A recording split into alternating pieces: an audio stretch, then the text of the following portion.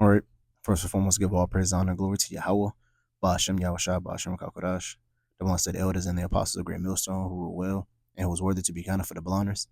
Peace and salutations to you brothers out there pushing this truth wholeheartedly and sincerely and full of the gospel. It's the brother Gabari from the Indiana camp, coming back at you again with another sit down. All right, this is another installment of etymology and the etymology of words. All right, this is actually going to be two words. I got the word entertainment, and then after I get this word, I'm gonna get the word amuse. All right. I was watching one of the brothers' videos, and he had mentioned both of these words, and basically, this is what this is a tactic of Esau, where he used his entertainment to distract the people. All right.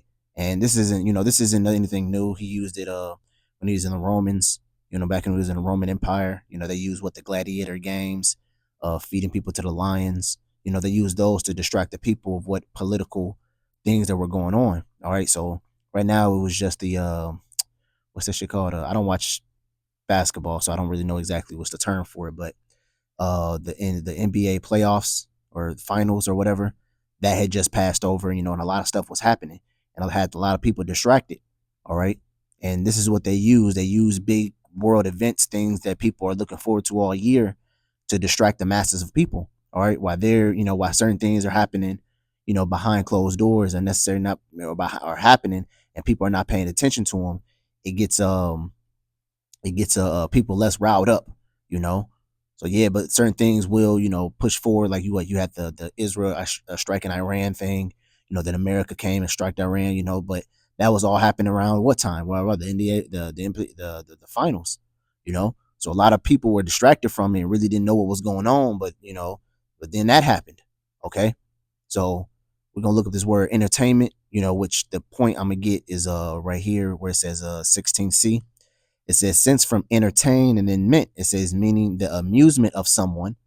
It says the sense of, it says that which entertains is, it says public performance or displaying meant to amuse. All right. So we understand that what entertainment goes into, you're amusing or someone's amusement.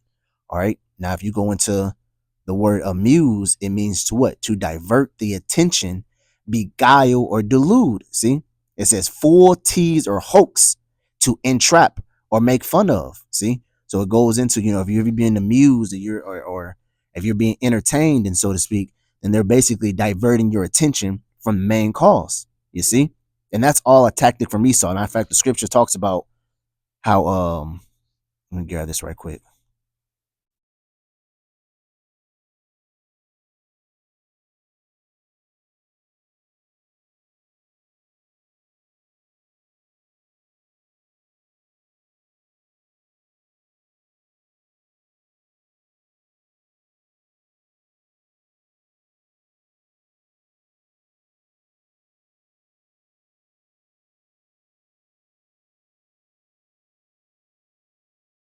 Here it is. This is Ecclesiastes chapter 10 and verse 6.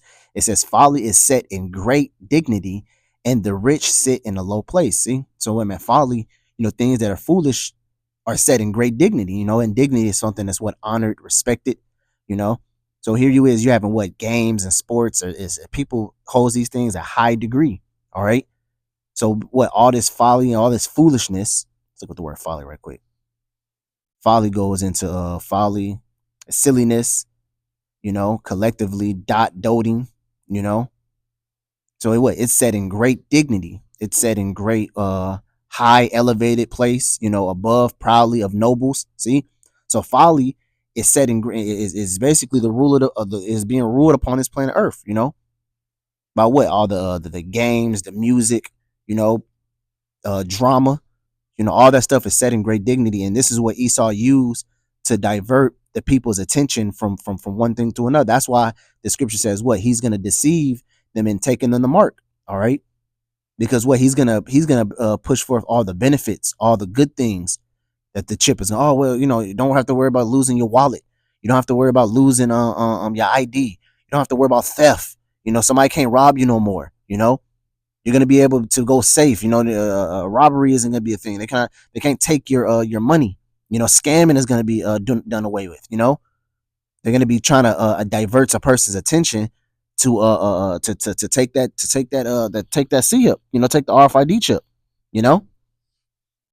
So what Esau's tactic is to divert the attention of people to put them in a sense of security, you know.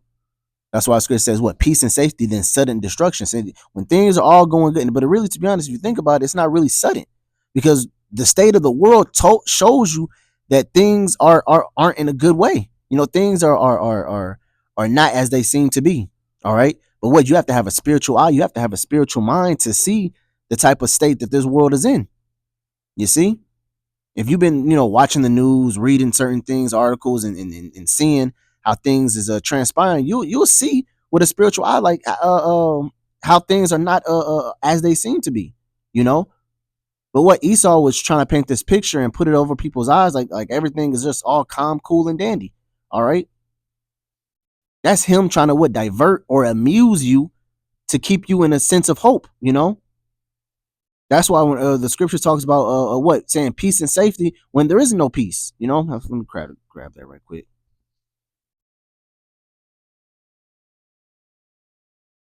The book of Jeremiah, I believe.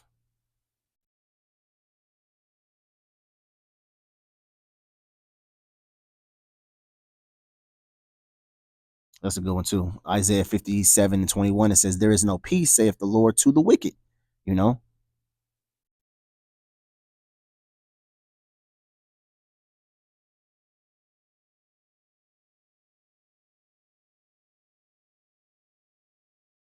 Yep, this is one right here, Ezekiel 13:16. It says, to wit, it says, the prophet is Israel, which prophesied concerning Jerusalem, which see the vision of peace for her, and there is no peace, saith the Lord. You know. Um,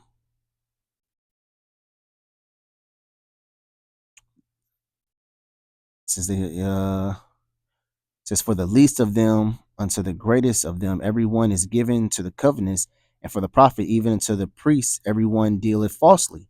It says, they have healed also the hurt of the daughter of my people slightly, saying peace, peace, when there is no peace, you know. And that's another uh uh um that's another showing that what that peace in America is really no peace. All right. Things that's happening in America, things that's happening around the world, all right, doesn't show you that we're in a time of peace right now. Right now, we're in a time of war. We're seeing what rumors of war is happening, and things are being ramped up as far as what earthquakes and really all the scriptures. All the every scripture that we hit about daily. Whether it be in Jeremiah or whether it be in Isaiah, Matthew's, all right, Revelations, the scriptures that we hit daily about showing you how the state of the world is in. Isaiah the 24th chapter. You know, the state of the world just is showing you that what things aren't as they seem to be. You know, you thinking everything is cool, calm, and collected because you can still go out and buy certain things and do certain things, and you're not in trouble as other men. You're not in trouble as other countries and stuff. Guess what? All those things that's happening in those other countries is going to trickle over to America. All right. Like I said in a video, I think about a week ago, I said what that this chick thinking that America is still this strong, military might, and we're the best of the world. And that dream has sailed, man. You're not right now. You're out of touch with reality if you think America is still still big bad top bully of the earth. You see, America's finna get they ass handed to them, man. Because when you have other countries just as big and just as powerful as America, you see. But what you have the news media, Fox, CBS, what else? CNN. What's another one? All these news stations that preach about little Timmy falling off his bike down the street, and how he didn't give up and he kept going and he kept pursuing and he filled it. That they're not really talking about the real things that's happening around the world. All right. And that's just all for what people's amusement, to divert their attention what the real thing's going on. All right. China said a couple years ago how they felt bad for the people of America because they feel like they're a blind man driving behind the wheel of a car. And if you don't understand that, that's completely dangerous. A person is blind; they don't know where the hell they're going. And eventually, what's the end outcome of that? They end up crashing. You see, and that's what and that's the scripture says what thief in the night. Let me grab that. Because what? A lot of these people are gonna be blinded. They're not gonna see it coming. All right. This is this is 2 Peter chapter 3, verse 10. It says, "But the day of the Lord will come as a thief in the night." Man, see what? A thief doesn't let you know what day is he coming. All right. A thief doesn't alert you that, hey, listen, I'm on my way. You know, but what? A man with a spiritual eye, a prudent man. Let's get that word prudent in the book of Proverbs.